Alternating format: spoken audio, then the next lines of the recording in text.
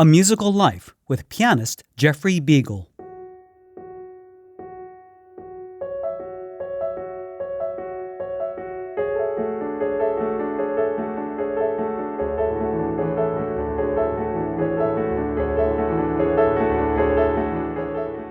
Jeffrey Biegel is a pianist who truly thinks outside the box. Not only is he an incredible musician with astounding technique, but he also has an innovative approach to his career and is one of the most prolific recording artists and champions of new music from contemporary composers and even pop stars like Keith Emerson, Neil Sedaka, Billy Joel, and Peter Tork from the Monkees.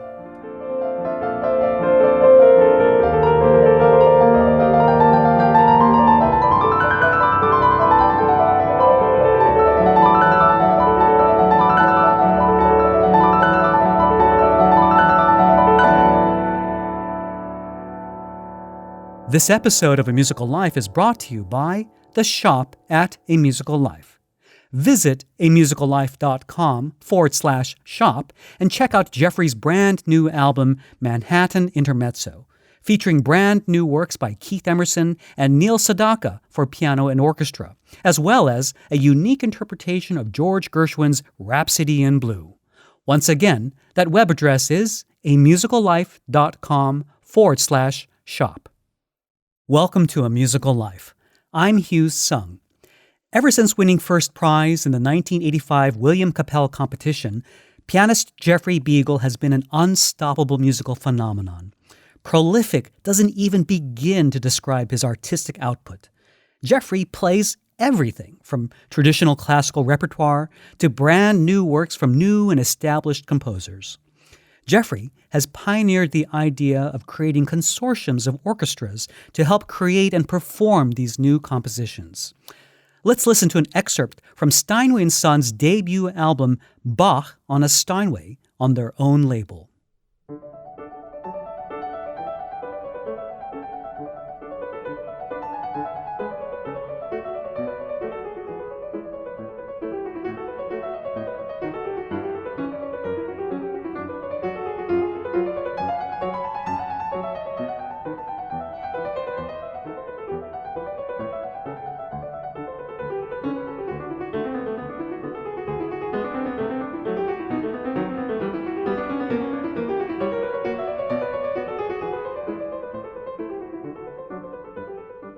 Jeffrey, thank you so much for being on the show. You know, we've known each other, and through cyberspace, I've seen your Facebook posts and so much news about your activities, and I think we've heard of each other, but this is the first time we've had a chance to talk face-to-face, so to speak. Absolutely. It's a pleasure to speak with you finally, Hugh. Finally. It's way overdue. So, Jeffrey, you come from a very musical family. Your cousin, Herman Kossoff, was a pianist, and your grandmother's cousin, Dr. Sonia Slayton, Slayton, I believe, right? Yes. She taught a very special form of music theory, which we call Schenkerian analysis. And this is a really highfalutin kind of music theory that I think a lot of us learn, but none of us really apply. But she taught at Brooklyn College. Were you influenced by their work? Well, I didn't know Herman Kossoff. I only knew that he was a pianist who studied with Leopold Godowsky in Europe, and then he came to the United States and settled in Westchester County, of all places, and taught. And I never knew him or met him, but I did know Cousin Sid, as we called her, Sonia Slayton, and she was actually a member of an all-girls orchestra many years ago. It was a very famous group, and I forget the name of this orchestra, and there's a whole book about it recently. Wow. But she played in Carnegie Hall, and they toured everywhere. But she went to Juilliard, and then she got her PhD at Columbia University, and she's always been fascinated by the science of music. I remember playing for her when I was 9. It was, I think, the 12th of the Clementi sonatinas. There's like 12 of them in a Schirmer edition. And she taught me about a couple of things. One was about telling a story through the music. And then I saw all the Roman numerals on her scores. And she played, it may have been Invitation to the Dance or something. She played and told the story about what's happening in the music. And I saw the Roman numerals on the score. She analyzed everything. And this is the way she learned and understood how a piece of music is constructed. She was very much taken by the science and architecture of music. And she played chamber music, and she taught, and I think she just taught the Schenkerian analysis course at Brooklyn College. And actually, because she knew Augustin Anievis, who was on faculty there, when I was 16, I played for him. And then he sent me to Adele Marcus to study. And I started with Adele when I was 16, and then at the Juilliard School 2 years later. But it's funny how that all kind of worked out. But yeah, it just interplayed for her, and she lived to be well into her 90s, and came to my concerts when I played down in Florida, where she eventually settled. How interesting. Now, were your parents musical as well? Well, my mom used to sing. She was a coloratura, and she just sang for her own pleasure. She wanted to take opera lessons, and she went to have a lesson. And when she got to the foot of the stairs, she heard this incredible singing coming out of the studio on the second floor. And I think she chickened out and left, Aww. which was too bad because, she had a beautiful, natural bell-like voice. But she's also a poet. And like I think I may have mentioned to you once before, my father had passed just about almost 2 years ago. I'm sorry. And he was a very big part of her life. They were friends from late 1940s and were married over 60 years. And Wow. She became a poet more so than ever, and writes a lot of poetry almost on a daily basis about what life means to her now and reflecting on things. And my father loved music, but he started out, he went to NYU, I think for School of Education. He wanted to be a shop teacher, actually. He wanted to be a lawyer, then a shop teacher. And after a year, he felt the financial burden on his parents was a bit much, so he actually left. And then he got engaged to my mom. They were very young. And my mom's mom passed away when she was only 57. So my father was like her best friend at that point. And then they got married. My father went into the Korean War, but was stationed in Aberdeen, Maryland. And he became a teacher there. And he was good at it. And so after that, he enlisted in the New York City Police Department. Huh, how about that? So from patrolman, then he took the sergeant's exam, the lieutenant's exam, the captain's exams. He passed them all and became a captain of the NYPD. He was commanding officer of 3 of the important precincts in New York, the 109 in Queens, the 111 in Queens, and the 34th in Upper Manhattan. Wow. So if there are listeners who know these precincts, those are my dad's beat. Wow. And after 26 years of service to the NYPD, I think he was just under 50 years old, which is already 4 years younger than I am now, I believe. But he then took a job as director of security for one of the big hospitals in New York. So interesting man, loved music, loved Rhapsody in Blue. And that was like the acid test for me. I had to play that a certain way for him. He didn't like all the mumbo jumbo about the piece that I think he didn't like that it was kind of souped up too much. He liked it more in the old-fashioned way, the way Gershwin intended it, very straightforward, jazz-like, but of his time, more like ragtime and klezmer and that kind of bouncy rhythm without it being too swingy-like, because, swing didn't come till the 30s, so Gershwin didn't even know much about that. But that was the acid test. So when my father heard me play that as I got older, I think I kind of got it. And that was okay. That was successful.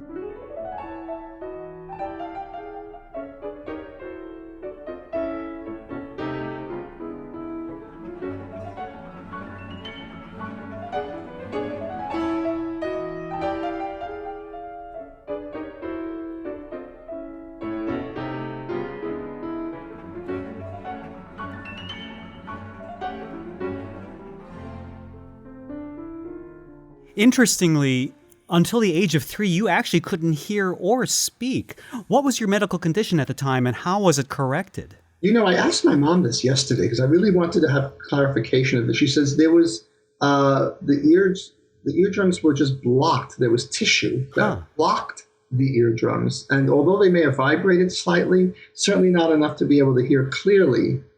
And I had surgery to remove this tissue and to remove fluid that was building up around there. I was just going in for a tonsillectomy.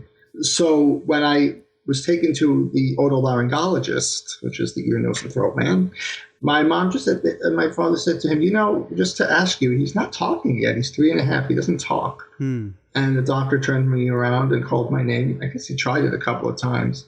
He says, no, he's not lazy. He doesn't not want to talk. He just can't hear. So that operation turned into a little bit more than just tonsillectomy. They called it myringotomy, which is different today. There were no tubes. Like they put tubes in now to drain the fluid out and keep everything open.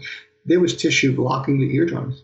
How about that? So I remember that, it's a strange thing. Whatever happened during that surgery, and I must have been put out for it, I floated on the top of the room, looking down with the bright white lights over the operating table to a little boy with his mouth wide open. I know that's how they got in there somehow, because they worked through the mouth somehow. I don't know what they did. I just remember seeing doctors hovering over my face. And I floated over that, watching it, and then zooped back in. If there is such a word, zooped back in. That sounds like a near-death experience. That's pretty frightening. It probably was. I mean, goodness. I don't know if it's near death. It was just probably an out-of-body experience. And that's what I remember. And it wasn't just like dream state. When you're in a dream, actually, you're either watching something, but you're not physically feeling like you're there all the time, or you're really there. You are walking around. You're actually physically in the dream. This was kind of watching what was happening, but floating above it. I actually physically felt myself floating. How fascinating. So that was it. And for whatever reasons, there had been this inability to hear, which could have created, by the time I was 3, usually by the time you're 3, what you are is who you are, and a lot of your characteristics are formed by them. And that's what I've been told by many physicians. And I do believe that, because I know when you see a 3-year-old, the way they act usually is what they are. And I didn't quite have that chance to develop that way because I had a handicap. And so I created my own inner sense, my own inner world of reacting to what was around me, or maybe perhaps looking more around me, because I knew subconsciously I couldn't hear it. So this kind of hypersensitivity to environmental sounds or feelings and touch, whatever it may be, probably transferred into my sense of what music is all about and how to produce sound. But the main drawback was always that by the time I had the surgery through my teen years, I was more inhibited, perhaps more shy, because I was not speaking at an age when most children were speaking. Ages 1, 2, and 3, I wasn't. So I had this drawback of not expressing myself through speaking. So I became shy, I became inhibited, because I was already in my own little world and more sensitive to those around me. And I remember playing for Del Marcus. I was 16. I brought the third movement of Chopin First Concerto and Passionata and Liszt Concerto, all kinds of things. And the first lessons, at least for a couple of years, she was very frustrated because I had all the fingers. The fingers were going like bat out of hell. And I was playing Prokofiev Toccata, Fruffalet, double thirds etude, the Schumann Concerto, everything. But there was this disconnection. Not that I wasn't musical. I understood phrasing. I played musically, but everything was on the surface. Everything was very. She used to say, dear, it's very. You're very pianistically gifted, but it's a bit superficial. You need to dig into the keys more, and you need to create more singing sound and this and that. And it took her a while. She would get often quite frustrated about it. And she would say, I don't understand. I don't know why. I don't think she ever even knew that I was somewhat deaf until the age of 3. I never talked about it. It was not something that I shared with people. It was my normal. And only in my mid-20s or late 20s did it become a topic of interest, because a journalist asked me about my childhood. And I told him this. And I said, well, when I was little, I couldn't hear until 3, but then I started lessons at age 7, and I had to go. He says, whoa, back up. And that's when it became apparent to me and answered a lot of questions at least for myself, who am I and why am I the way I am? I think that had a lot to do with it, looking back. So after a while, I started to understand the correlation between sound and pianistic ability and put the feeling and the sound and the pianism together to create what's called technique. When people say, oh, he's technically gifted, to me, that doesn't mean anything. Because to be technically gifted, what does that mean? It just means the way you handle the instrument that you're playing through the music. It's okay, great, he has nice octaves and thirds and his scales are good, but if they just by themselves great scales, octaves, and thirds, but they don't quite sound musical, then that's pianistic ability, but it's not technique. It's the way you make music with your pianistic ability. So that's what I really had to understand from Adele Marcus, and that took me so long, because I always thought technique meant scales, octaves, thirds, sixths, and can you play like greased lightning, as they say. And to me, then, what music was all about had a complete turnaround. Not that I didn't understand that, I just didn't know how to achieve that from within, from the inside out. Because that's how Adele would say, dear, you must play from the inside out, not the outside in. And she would say things like, too many people, they do too much to the music, but they don't let the music do anything to them. All these little one-liners. What she'd say, don't just see it, but look at it, and don't just hear it, but listen to it. And she would say, listen to the sound. And she created a sound that was the most beautiful sound I ever heard. And, people who've heard her concerts, they say, well, that wasn't quite the same sound. But she was very nervous, so she withdrew from the concert stage. But in the studio, I never heard any pianist, not on recording or live or in public play, with the singing sound that she had, with the color she had. It was a manipulation of the fingers, drawing sound from the piano, and the pedaling. And she would say, dear, I can't tell you exactly how I'm pedaling this, but you can watch what I'm doing and try to assimilate it through what you're doing. Don't try to imitate it. She didn't like imitation. If you came and she'd say, oh, dear, I know you heard Teddy's recording of Prokofiev's Second Concerto. He did it that way. You have to do it your way. And I said, like this or that. She'd say, well, then, dear, if you're going to go and listen to recordings, then go study with RCA Victor. But all of her students had that certain sound. They all sounded different, but they had that sound. And it was always soulful, singing, or if it was something brilliant, it wasn't just like, hey, Ma, look, no hands. I've got great octaves, Didn't matter. She told us a story once when Byron Janis was 9. Great pianist.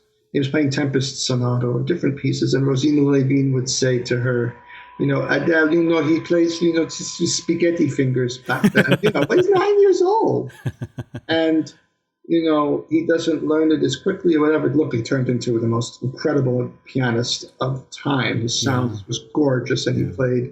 And Adele said something very interesting. She says, something, it's much better when someone learning the piano doesn't have the greatest facility when they're young, because when they do, they eat the music up so quickly that they never give themselves a chance to delve into the heart of the music. It's quickly done. When it takes them longer to learn the music from a physical standpoint, they also give themselves the time to dig into the heart of the music more. And I believe that. That's a great insight. My goodness. It is. Well, she was brilliant. I mean, Vladimir Horowitz knew her, and she played for him. And he said to her, how do you do that?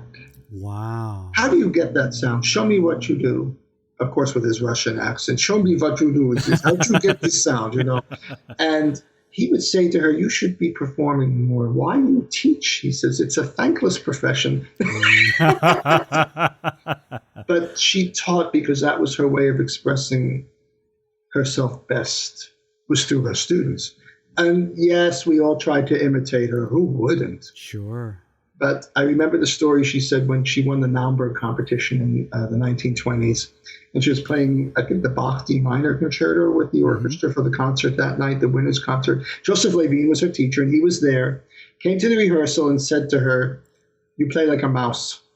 Not a nice thing to hear on the day of your concert. No. But that was how they did it, the Russian teachers back then. It was all reverse psychology, I mean, she once said to me, "Dear, if you play like that, I'm not showing up at your jury." Like, oh. And then she came the week later and she says, "Oh, you play like a god, dude. Just play your heart and play out. It was fine." If that was that was the way they did things. A lot of teachers back then, the fear tactic. I mean, ay. Yeah. And you come into a lesson and you think, "Oh, this is much better. She's going to love it this week." And she says, "Oh dear, it's no better than last week." Or you go in and you think, "Oh God, this sounds horrible." And she'll say, "Dear, it's much better. I think you're really getting it now." So I mean, I don't know. Now, I want to skip ahead a little bit. Unlike orchestra musicians who have multiple opportunities to apply for, say, symphony positions, pianists, we have a unique challenge of getting our careers off the ground. I'm wondering if you could share, how did you get started when you finished your studies? I finished my studies and then I started to enter some competitions. And earlier during the 1980s, I entered a few and I didn't get to the finals or whatever. When I got to the Leeds competition in 84, I made the semifinals from over 100 people down to 20, down to 12.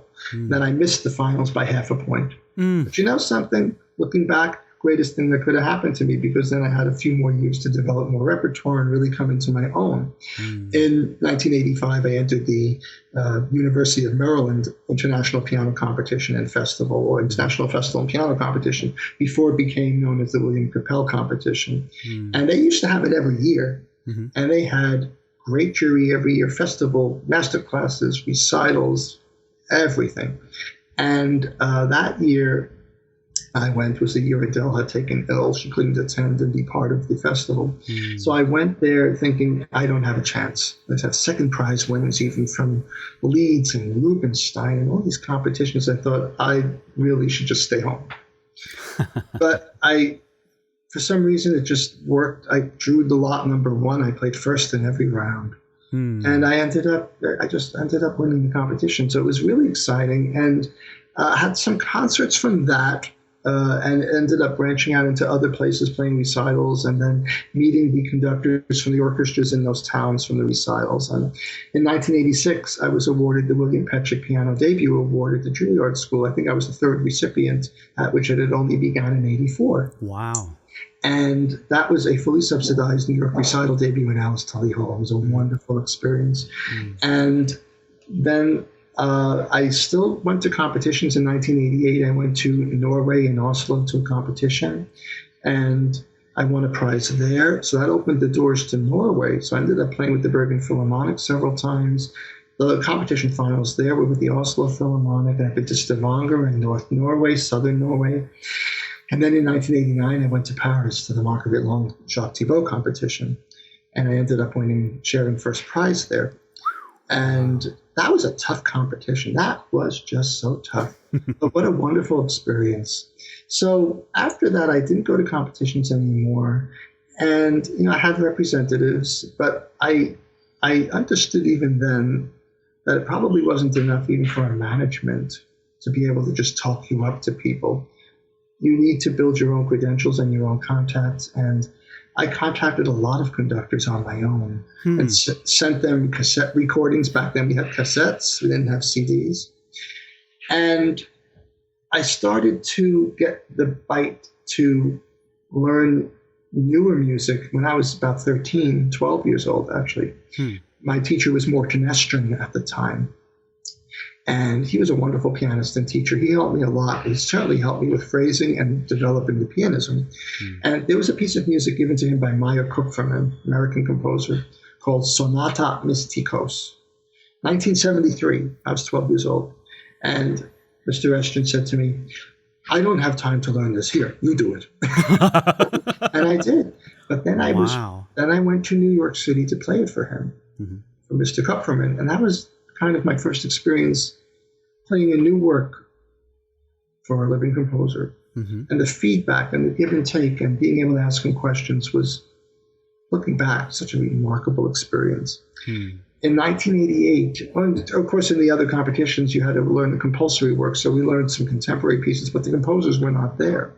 1988, we were required to learn a Norwegian composers' work from a book, chosen from a book of works by Norwegian composers. So I picked the Ballad of Revolt by Harald Severud.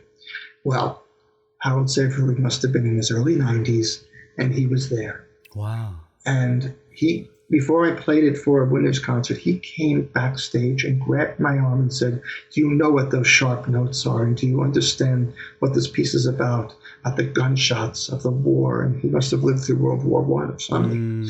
And I was like, oh my gosh, I'm actually standing next to the composer of this piece. Wow. So later into the decade, by 98, I decided to create a commissioning project with a living composer. So let's back up just a little bit. What exactly is a commissioning project? And actually, even before that, I want to touch on, you have a terrific story about how you walked into a management office and saw a stack of press releases. Can you share that story and the aha moment that resulted from that visit? Well, actually, it was in the year 2000 in Cincinnati, the Cincinnati Symphony office. And I was visiting the artistic administrator, and I saw at least a 4 or 5 foot stack of press kits. Because nobody had the internet back then to send, websites. The press kits, it cost us a fortune to do these press kits with photos and biographical pages and reviews and flyers and the folders and the envelopes and mailing. It was just a big deal. Wow. It was a big deal. Yeah. But what led to that, seeing that, and I said to the administrator, I said, "I've never seen such a stack of press kits. How do you get through all of that?" She says, "We can't. There's no way we could physically get through all of these things. We look at as much as we can," and they do. I said, "So how did I get here on top of the pile?" She said, "Because you presented the world premiere of Ellen Tate-Swillick's new concerto." There you go. Just something we wanted to do. So I learned kind of early on, yes, it's important to have the staple repertoire, and you need to play the music of your instrument, but there are living composers. And how exciting it would be to try to see if I could create something different. How about bringing many orchestras together, lower the cost for each orchestra, and have them all co-commission a new work for piano and orchestra by a major composer. Now, commissioning, just to let folks understand, a commission is simply when an artist or an organization puts up the money to pay a composer to create a brand new work for them. Exactly. Right. So please tell us a little bit about this very innovative way that you came up with, a new way of getting multiple orchestras to commission this work. Well, what happened was I had already played with several orchestras throughout the 13 or 14 years of the career to that date.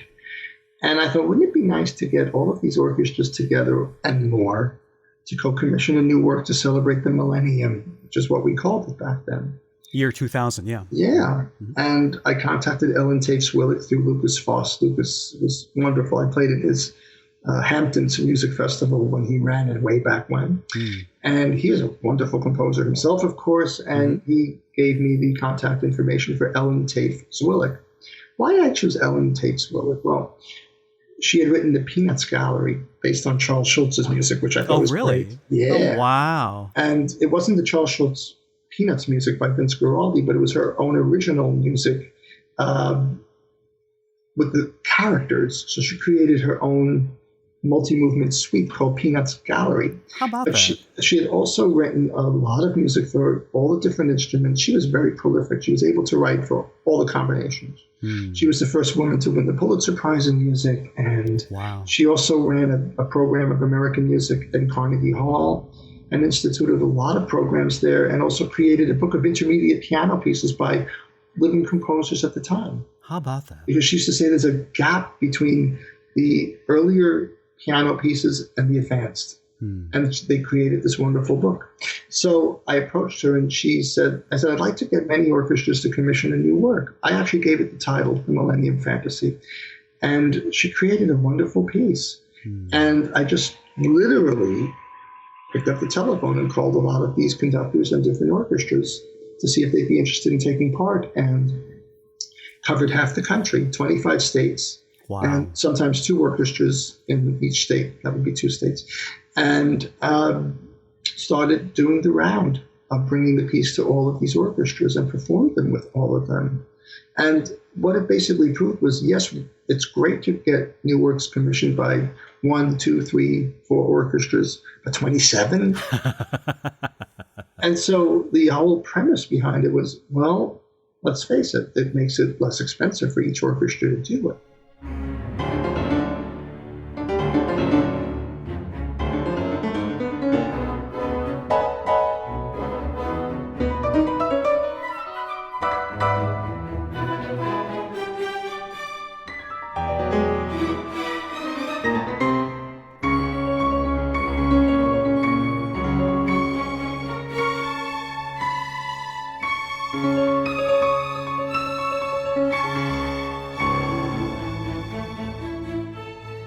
So right after the premiere of that, I thought, gee, I want to do this again.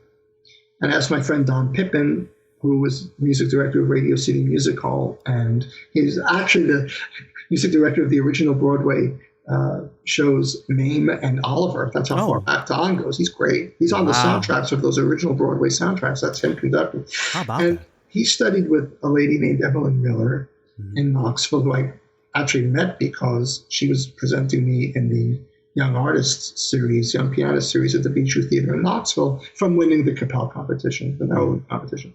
She says, well, talk to Don Pippin, my student. Maybe he knows these composers. And I spoke to Don. He said to me, I think you should talk to Charles Strauss, Struse. He says, Charles wrote Annie and Bye Bye Birdie and a lot of shows, but he was a pupil of Nadia Boulanger, Aaron Copland, and Arthur Berger. So I contacted Charles. And he says, I'd love to do it. And his fee was very reasonable. I was able to get a couple of donors to pay for it. So the orchestras didn't have to. So I created the Concerto America project. And notices went to every orchestra in the country that they didn't have to pay a commissioning fee, just the rental for score and parts. And I would try to make it the first 50-state project. So I created this in December 2000. Wow. But then came September 11, 2001. Yeah. By that time, I already had the Boston Pops for the premiere set for June of 2002 and the Honolulu Symphony for later that year. And other orchestras were going to meet about it. And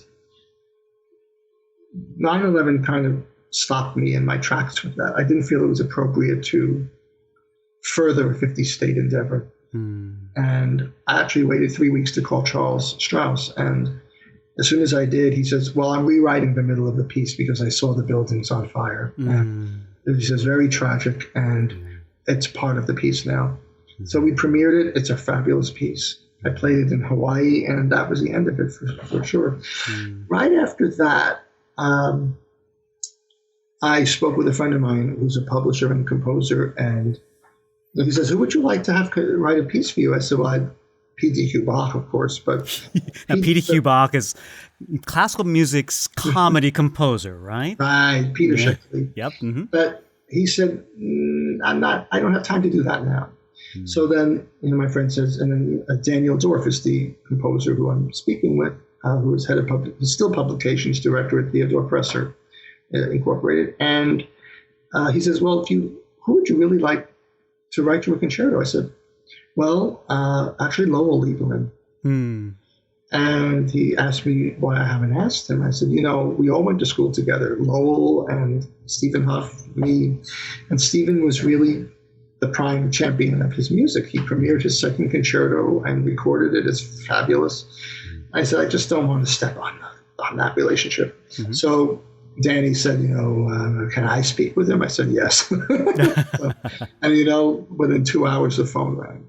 How about that? And it was Lowell. He says, of course I'll write the concerto. He says, it's actually timely. I really have to write my third concerto. I said, but you're going to write it for Stephen, aren't you? He says, I think Stephen's had enough of me.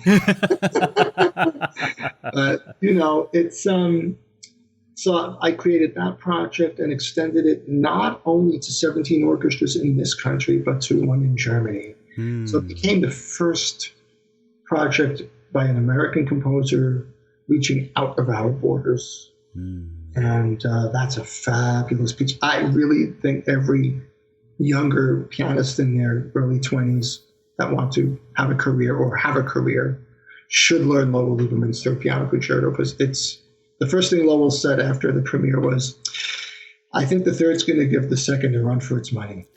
And I think once pianists start taking it on, it's going to just take off. It's a fabulous piece. So I played it all 18 times, or with doubles and triples, double and triple that. And then after that,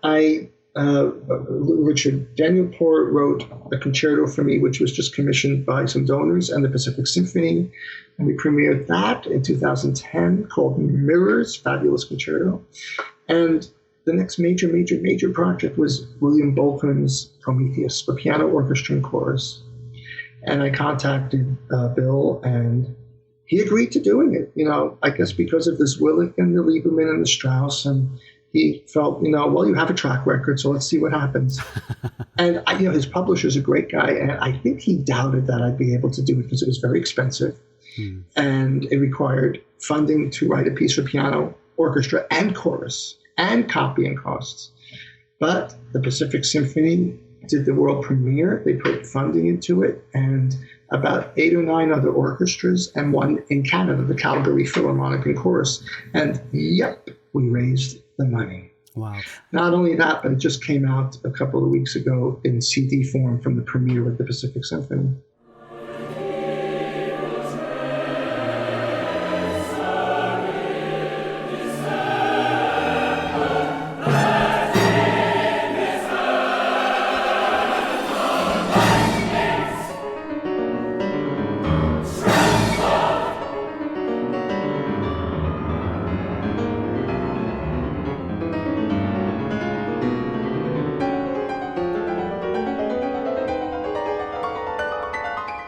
I'm going to ask a very personal question.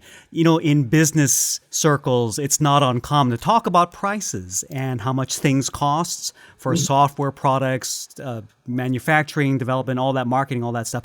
How much does it cost on average? I'm sure every composer has their own prices, but what's the rough estimate for a composer to be commissioned to write a concerto for an orchestra? They're all different. The thing I could say easiest is that most of them go by what a minute of music is. It could be less music for a minute, and then it could be filled with notes. So they average a 20-minute piece or a 25-minute piece or a 30-minute piece based on per minute costs. And they all range based on their level of career. What's the approximate range? 1, 2, 3,000 a minute. I see. Okay. Something like that. Right. And then, of course, the additional, would the cost for rentals be on top of that?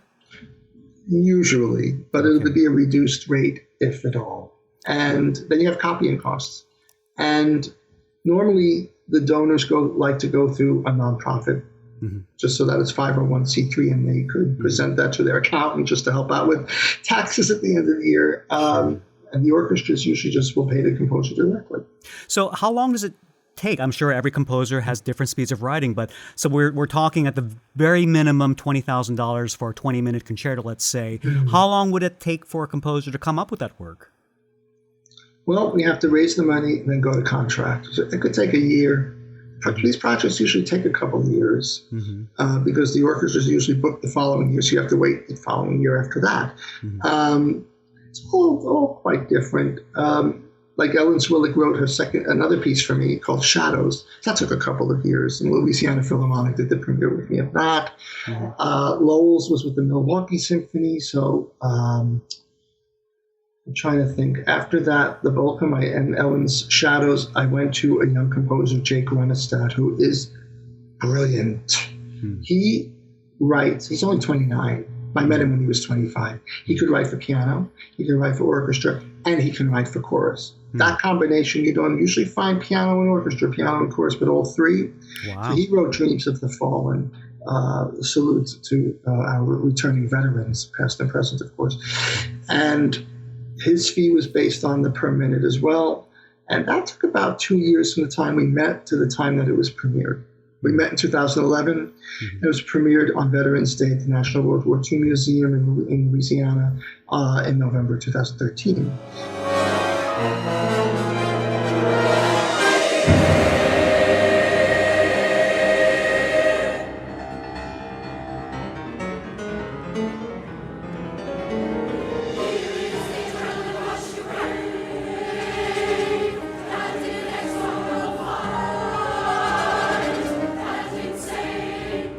I started now the Peter Schickele PDQ Bach Concerto project last March. Mm-hmm. And we just about have almost everything done before we go to contract. The premiere is going to be next September with the Colorado Symphony. So that's a year and a half. Jimmy Webb, the pop songwriter, he's going to write a concerto for me. And we're premiering that with Orchestra Kentucky in Bowling Green, October 2016. So that started, actually we started talking about that for a couple of years. But until it started to gel and become a commissioning project, it's only been less than half a year.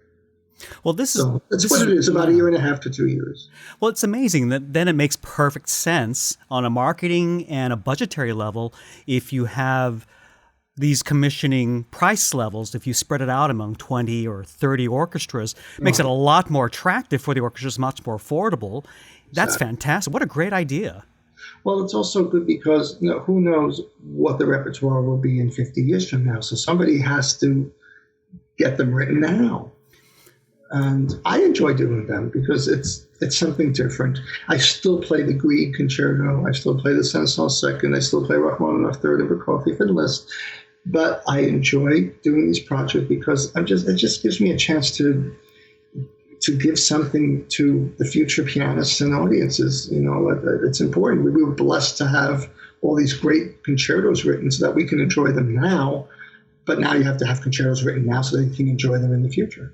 So, I'm surprised that more pianists don't take this approach that you have pioneered so brilliantly. It seems to just make a lot of sense from a career point of view and a musical point of view. Well, I think many pianists who are very established are so busy and they're asked to play all the standard repertoire that they just don't have time. It takes a lot of time to do this. Not that I have a lot of time on my hands to do it, but I give myself a year to 2 years to get it done instead of trying to jam pack it quickly. Mm-hmm. And I can't imagine some very busy artists having that kind of time. Mm-hmm. So usually they will rely on maybe somebody writing a concerto and then being asked to premiere it, let alone maybe recorded. I don't know. Mm-hmm. But for me, it's almost like, I'm the caterer. You have to come to me. You're going to get the flowers, the band, the food, and the invitations and everything. You're going to get it all. Just have this one-stop shopping. So I like to do it that way because then I have a sense of control over the organization of it and what's happening with it rather than delegating. Can you do this? Can you do that? That's very risky in these projects. I like to be able to just have a hold on it so that I know what's coming in and what's going out, coordinate it with the nonprofit, and then get the commissioning agreements written properly. Now, I'm not in those commissioning agreements because I'm really just the artist conduit for the project coordinator. Mm-hmm. I'm not paying for it. So only the donors, orchestras, they are the commissioners. Mm-hmm. Mm-hmm. But I kind of act as the middleman. Now, you've done a lot of really interesting crossover work with pop artists like Billy Joel and even Peter Tork from the Monkees. And I love the Monkees when I was growing up. I'm wondering, how do you pick the artists you want to work with, particularly in the pop field? Well, with Billy Joel, I actually wrote to him through his office and asked if he'd write a piano concerto for me, which I would get commissioned by lots of orchestras. But his manager contacted me and called me and says, Billy wouldn't write one, but since he had some classical pieces, fantasies and delusions, just thought if you wanted to, go ahead and, take some of those and get the job done. So I raised the money for that to hire the orchestrator, which Billy had to approve. And it's Philip Kevrin, who's wonderful. A lot of people play a lot of Phil's music.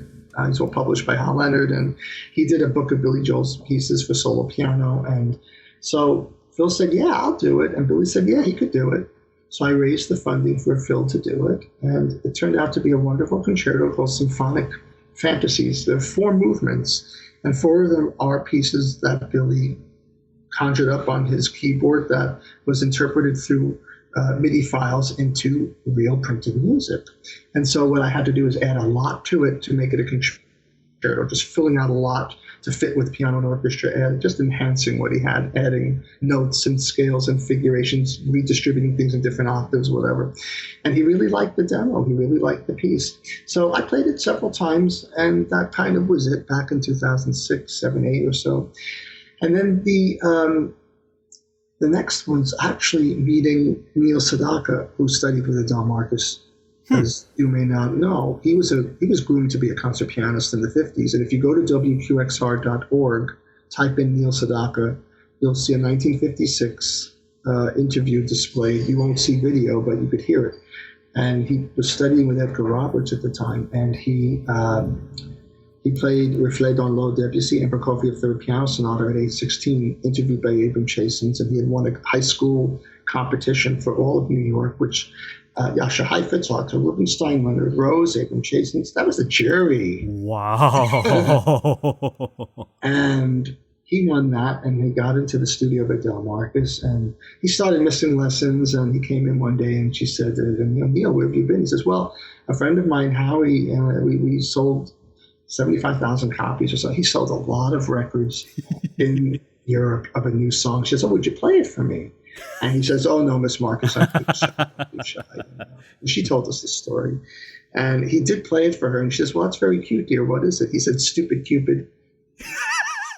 Connie Francis recorded it. My God. Oh, my God.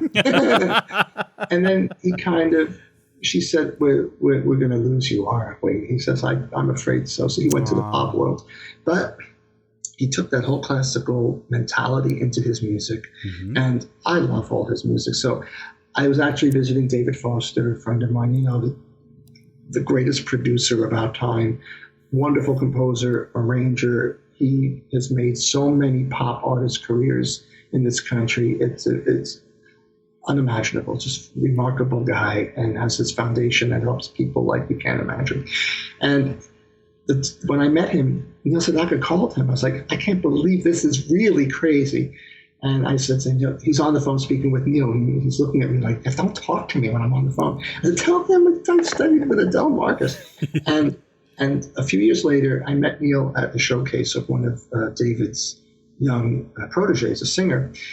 And we got to talking. And then a couple of years later, I met him at another event where David was invited me to come, and Neil was there. Neil played and sang. I played Chopin A-flat Polonaise, and Andrea Bocelli sang. Oh my God, it was just like, I felt like I died and went to heaven. Wow. And that's when Neil said to me, I'm writing a piano concerto. Can I let you know when it's finished? How about and that? He did. I was recording the Steinway Christmas album. I believe it was in May of 2011, I think. Mm-hmm. And I got a call from Neil's assistant. He says, Neil's written the concerto. He's actually already recorded it with London Philharmonic. He wants to know if you're interested. I said, absolutely. Sent me the music. I said, I love this piece, Manhattan Intermezzo. I want to perform it. And I asked Neil if I could just add my own personal touch in some of the sections that I think I just wanted to take some piano and throw it into the score. Some more notes, more chords, more pedal, more phrasing, more arpeggios, more whatever. I wanted to kind of just fill it out a little bit more and enhance it. He says, yes, but bring it to me first. That summer, I was able to, actually, it's through social media, it was through Facebook, I posted about it.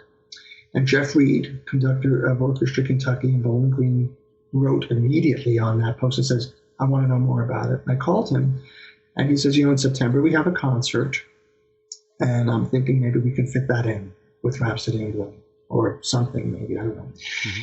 And I mentioned it to Neil. He says, well, you better get work on it quickly. And I brought it to him in July. What I did, he says, I love it, do it, play it that way. Cool. And they invited Neil and his wife, Libra, and they came to the premiere of my edition. And that actually struck up a wonderful friendship between Neil and Jeff Reed, because now Jeff Reed has been conducting Neil in Royal Albert Hall, the Omaha Symphony, Nashville, all over the place. So that friendship is a wonderful result of that. And it's thanks to Jeff inviting me to come and do the concerto. And then Neil came to some of my other performances of it. And then I've since recorded it. It's coming out in January. So that's the Neil Sedaka concerto story.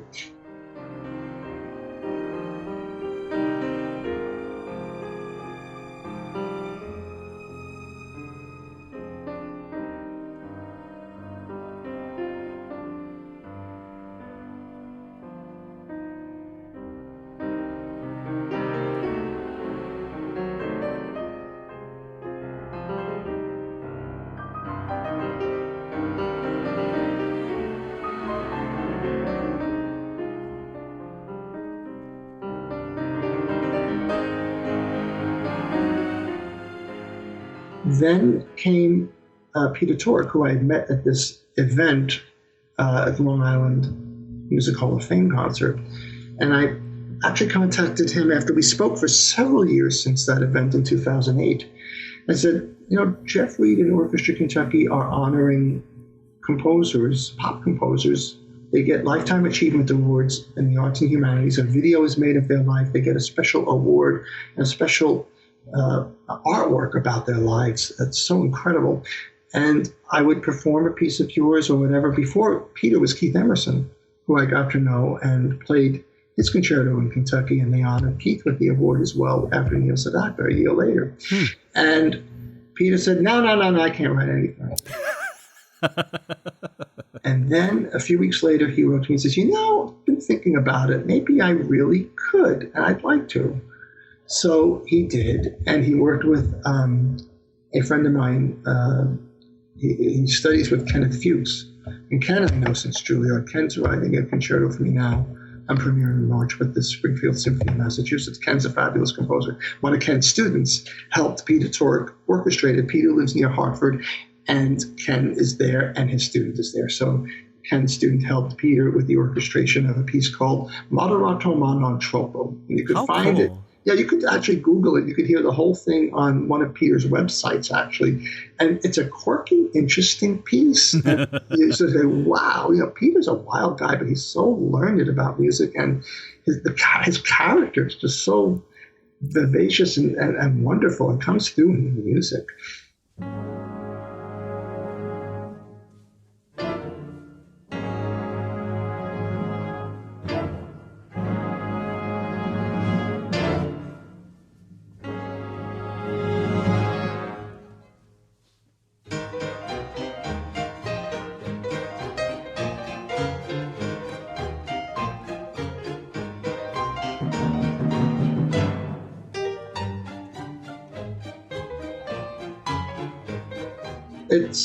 It's an unusual avenue, but I'm having a grand old time with it because I've always liked pop music, and to find these composers kind of looking for someone to help them have that voice to play and write classical music like that, at least what we call classical music, more serious music than their pop music.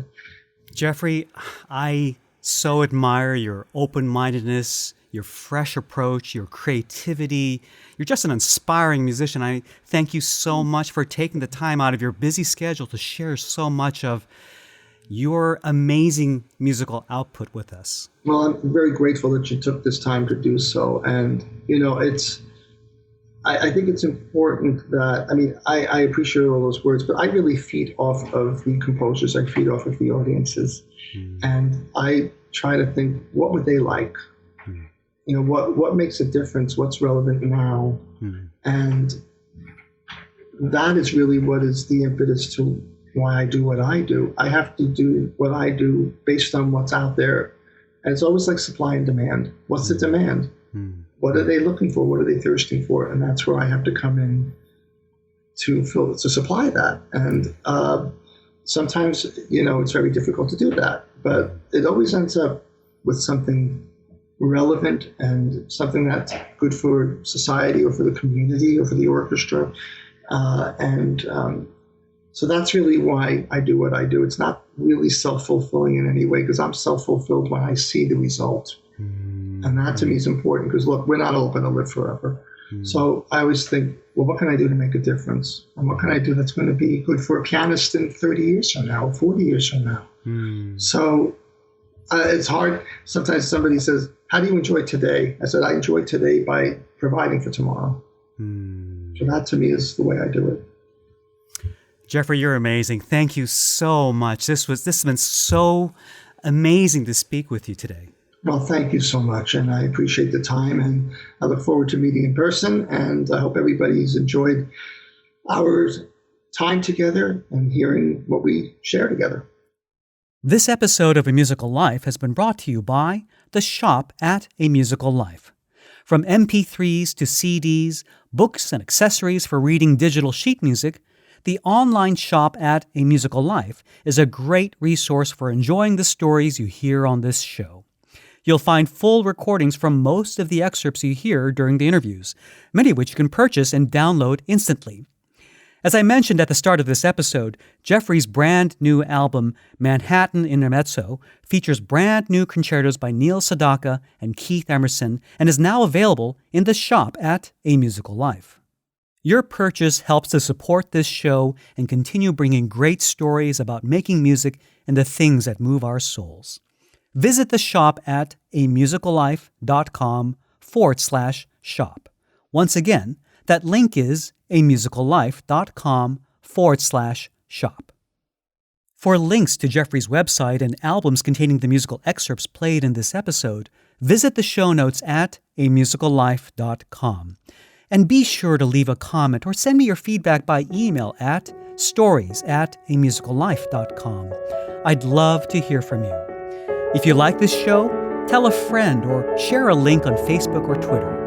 Be sure to subscribe to A Musical Life through iTunes or Stitcher or with your favorite podcast playing app.